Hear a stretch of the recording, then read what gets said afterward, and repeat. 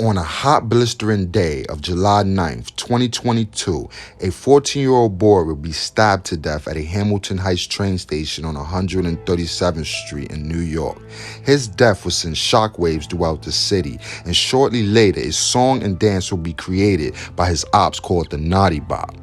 The Naughty Bop mocked the whole incident of the 14-year-old boy's death and garnished millions of views all throughout the internet and social media.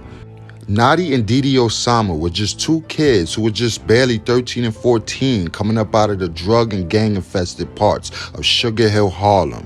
On a summer day in July, both their lives would be changed forever. Sadly, with one life being taken and the other life being scarred with the guilt of becoming the next biggest star in drill music, all the while not being able to share his fame and success with his little brother who inspired him to rap and go hard in the first place.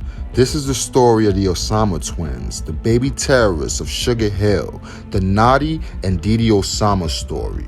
Notti and DD Osama was born David Reyes and Ethan Reyes in Sugar Hill, Harlem. Their family had a total of 6 children, including the 2 boys, and moved around New York during the early stages of their lives, but later they settled in Sugar Hill. The 2 boys looked up to their older brother, J-Star Baller, who started rapping in 2019 and 2020. He started getting a little clout in the game, and the brothers saw this and decided to follow in his footsteps. In an interview with DD Osama, he stated that he was going through a lot of pain coming up in Harlem, and he decided to put all that into his music. Notti was the first to take music seriously, and he convinced DD to eventually get on the tracks and do music with him. Now, before I give you guys the Osama boy story and go more in depth with the music, I have to take you guys back to the essence. I will give you guys the backdrop to where it all started and how this bloody NYC drill war birthed DD and Notti Osama, the baby terrorists of Sugar Hill. The gangs that are imperative to this story are the OYs, the original young gangsters coming out of Sugar Hill, the young gunners, the OGs, the original goons, the Southside DOAs, and all of these other gangs are coming out of the Bronx versus the OYs coming out of Sugar Hill. These gangs have been going to war with each other for over 2 decades. The violence and gang culture is now being passed down from generation to generation. The gang that birthed it all was the YGs coming out of the South Bronx. The YGs was created by a man named Jew Hef in 2003-2004 in the Mahaven Projects. He linked up with a man named Charlie Rock out of the Patterson Projects, and YGs spread all throughout the Bronx. It got so big that it even spilled out into Harlem. Also, due to eternal fighting and conflict, they splintered off from each other and birthed a whole new gang coming up out of the Cortland Projects called the Original Goons. Once YGs started spilling into Harlem, smaller gangs started to band together and the OYGs was formed. This stood for the Original Young Gangsters. The 2 undisputed leaders was a man named Country Kane and DVD. Unlike the YGs in the Bronx, who were heavy blood affiliated, the OYs were heavy Crip affiliated. A lot of their members were either Crip or cool with a lot of Crips. The Sugar Hill OYs held territory from Sugar Hill, 140th to 160 in Amsterdam Avenue, the border between Harlem and Washington Heights, Broadway, St. Nick's, and Grant Houses. The OYs was about getting to the money and staying low-key. Not too much is known about their leader, Big Country Kane, and the whole gang all together because the OYs leaders and the gangs, they stood tall and they didn't talk and gave up a lot of information to a lot of people.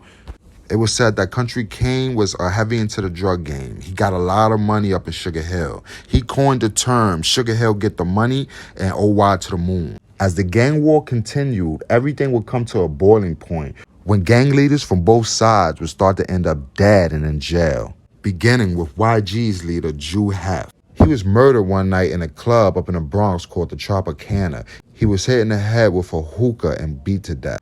Charlie Rock, his right-hand man, would eventually be sentenced to 30 years to life. The leader of the OGs, Melly Baller, he would be sentenced to life too for RICO and murder charges.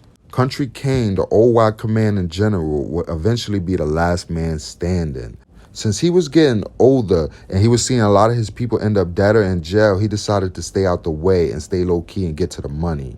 He stayed out the way all the way up until late 2018 at around 2:30 early in the morning. He was in a chicken spot in Hamilton Heights eating with his boys, 5 of them. They was at the chicken spot eating a meal, and then all of a sudden a masked gunman bum rushed into the spot and shot up Country Kane. He was the only one that they came in for, the only one the guy came in for. All his friends ran, and Country Kane was left dead in the chicken spot.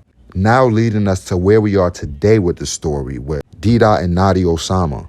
Now, with the generation before them gone, dead, locked up and in jail, DD and Notti Osama had big shoes to fill. They started to rap and do music and collab with other artists in Sugar Hill, such as Baby, D Play for Keeps, D Dot from Sugar Hill, also Sugar Hill King. D Dot, Notti, and his guys became the voice of the old wise. What separated Notti and DD from the rest of the drill pack was that they both looked like babies, spitting hard-hitting bars, dissing dead ops, and going beyond the shock value. And what made the world gravitate to them more was that they was really spitting what they was living. They was part of the OY gang, like I said before. They jumped off the porch at a young age. At just 13 and 14, they were already in the streets, gang banging, smoking weed, looking for ops and banging on ops. They were just living what a lot of young teens are living right now in this drill culture, in this drill age. But they're just trying to capitalize on it with the music. A lot of these young guys that are coming up in these gangs, they capitalize off the music by dissing their dead ops and being the most disrespectful on track they can, just so they can be noticed and get some traction and clout in the game. Like I stated earlier, one of their fellow members, Baby, he was one of the first and youngest in charge in the game to start getting clout and making the music. He broke out and started doing numbers with his music. And he even had D-Dot and Notti Osama in some of his early videos. And this inspired them to go hard and put their all into the game. They saw this as inspiration. They seen E-Dot doing it, and they was younger than E-Dot, and they followed in his footsteps, did his formula, and did their own thing with it. The boys released a track called What You Wanna Do, going that K-Flock, the whole DOA, all his dead ops and all of that. And the track, they was spitting hard, crazy bars for such a young age.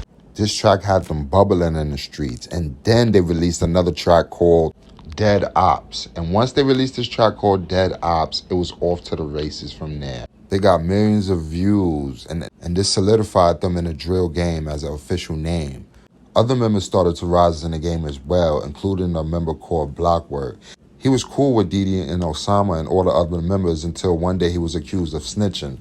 Anybody who affiliated with Blockwork got caught in the crossfires of D-Dot and DD Osama's lyrical punchlines, including a group called 4-1. DD and Notti would diss them too and wage war against them. They started creating ops from all over, going hard in the streets and in the music. The Osama boys began getting a lot of fame and notoriety and all throughout New York City. I can imagine how untouchable 14 and 15-year-old kids will feel with that much clout going on in their lives at this time. It was said that before the music, Notti was fearless and would go to the enemy territory looking for ops, wolfing on ops, and being the first one to pop off on anybody that he seen from the other side. And this aggression translated into his music. But like they say, what goes up must come down. And on July 11th, 2022, everything will change for the boys. As they were in Harlem cruising around the block, DD would tell Notti that he wanted to go back to their original block. Notti wasn't having it. He wanted to stay out and have a good time and stay in Harlem chilling. So DD went back to his block and left Notti alone. Notti linked up with some of his boys and they went walking to the train station. They ended up at the 137th Street College Ave side train station. They spotted an op named K-Dot. K-Dot rapped Rajiz, but he wasn't no big name in the gang. He was just a regular member. But this meant nothing to Notti and his boys. Notti took off first and started instantly attacking K-Dot. It was said that he picked up a broomstick and started beating K-Dot down until K-Dot couldn't take it no more, pulled out a knife and stabbed Notti in his stomach. Notti didn't feel the stab right away and continued to attack K-Dot. He threw K-Dot on the train tracks and then realized he was bleeding from his stomach. He ran to the train exit and fell out. He lost too much blood and died by the time he got to the hospital.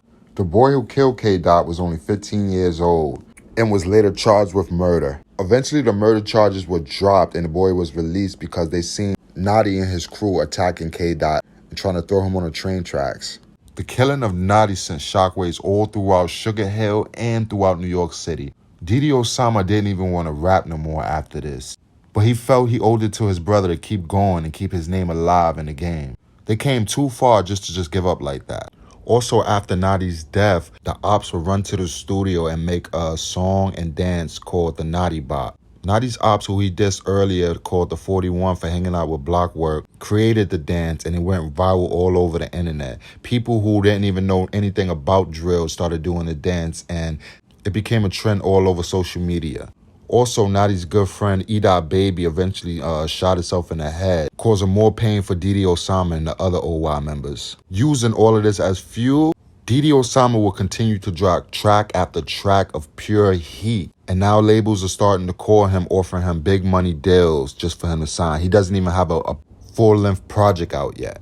He moved his mom out of Sugar Hill. He's modeling for Drake and working with mad different mainstream artists. All of this in under a year. Hopefully he can stay out the way like his OGs before him and keep getting to the money like them Sugar Hill niggas do. This was the story of Notti and DD Osama, the baby terrorist of Sugar Hill.